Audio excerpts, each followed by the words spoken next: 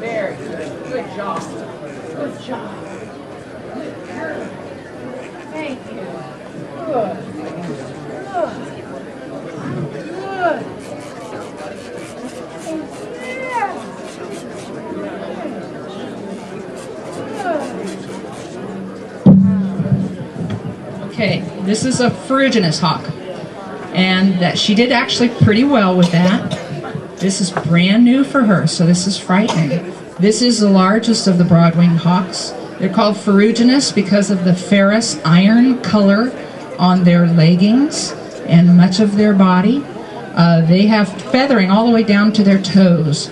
This is a bird that nests on the big open plains of Saskatchewan and some of our central states. They do migrate south in the wintertime.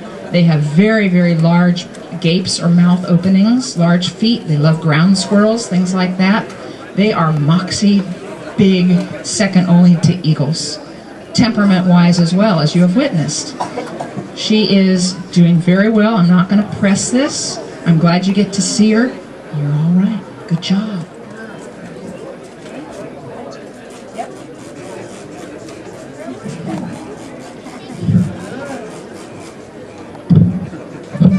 Making her wet really helps. It really helps take her mind off of being anxious, and it makes her a little bit calmer. Great attitude adjuster, works great with kids.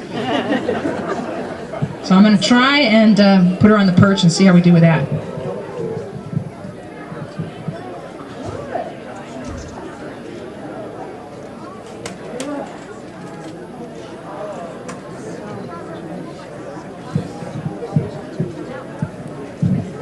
I'm going to try and answer a couple of questions, but I'm going to keep my eye on the bird. Anybody have a question about this bird? Yes. How old is it? We don't know. She was injured as an adult, and so we don't think that she's a really old bird because older adults have experience and they don't usually get into trouble. It's usually a younger bird that has injuries like broken wings and eye injuries and things because they're risking. An adult has gotten past that period of time, and they know that they don't need to take the same kinds of risks. Plus, they have found a territory and a mate, and so what does she weigh? That's a great question. I haven't weighed her recently, but typically Ferrugies are over 4 pounds. When she was brought in, she was 2.2 pounds. Her healthy body weight would be about 4.5. And right now she eats very well, so I assume she's in that neighborhood.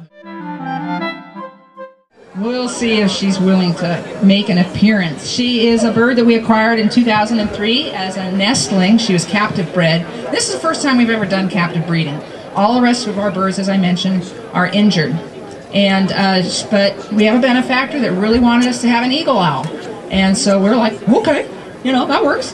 And there she is. This is the largest kind of owl in the whole world. In the whole world. And as soon as Carolyn gets all the equipment arranged right, she'll...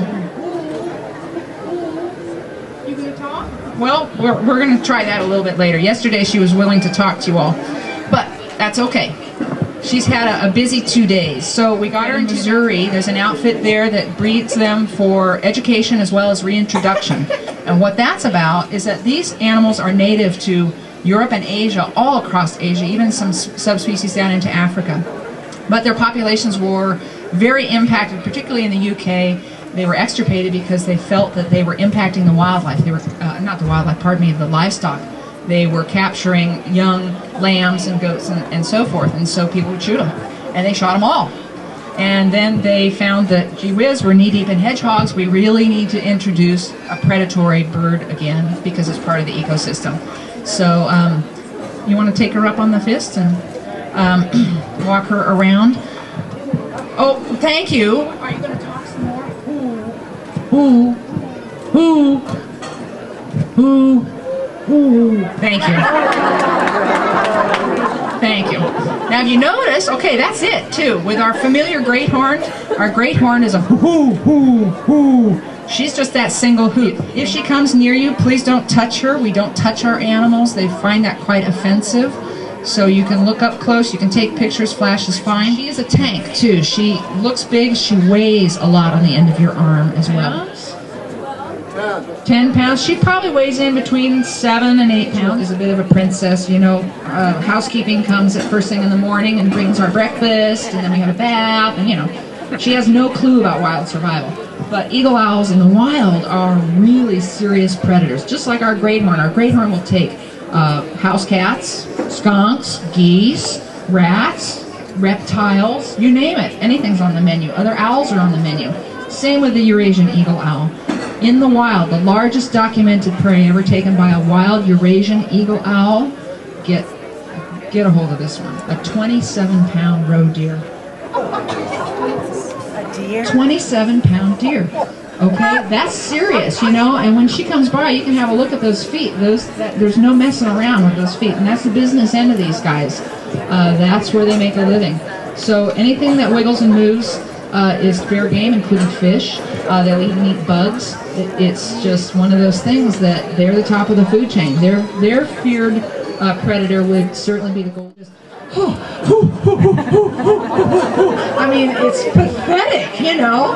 It's so sad, and she's just above it all. She says, I don't speak great horned owl, thank you very much, and I'm not interested. But she is into the breeding mode. She's very, very connected to us, and she will, as you saw, hoot to us. And we try and respond in the ways that she needs to. Birds of prey, in particular, only go into breeding season for a short period of time. What happens is the day length stimulates the hormones moving in their body, and what that does then is increase all their sexual organs, sometimes by 300%. And so then they'll go into all the behavioral modes of courting and so forth, and so we'll respond to her. But we can't let her into the wild. This girl would be waiting for room service and nobody would come. You know, it'd be really tragic. She has no idea how to survive in the wild. She has no idea about wild predation. And so she'd just be sitting around and somebody would probably kill her. You know, she's clueless. She's never had all those experiences to teach her how to survive. That was called a rouse. You think she looks big there, huh? You know, it's interesting. A great horned or an Eurasian eagle owl, if they feel threatened or scared, and incidentally, right now, even though she was raised with my dog, a dog is not a favorite thing, so she might react this way with a dog, is they puff up every feather in their body, they bring out their wings, and they start rocking back and forth, and then they do this wonderful clacking with their bill, and it's intended to intimidate, and it works really well.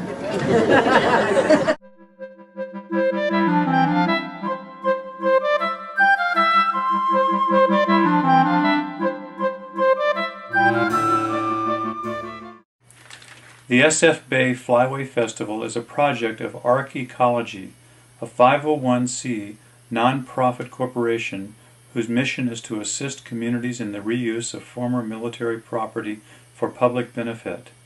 ARC Ecology also hosts Mare Island events: Lost Boats of Mare Island, Daffodil Tea, the Mare Fair, Mare Island Shoreline Heritage Preserve's second Saturday Access Days. ARC Ecology.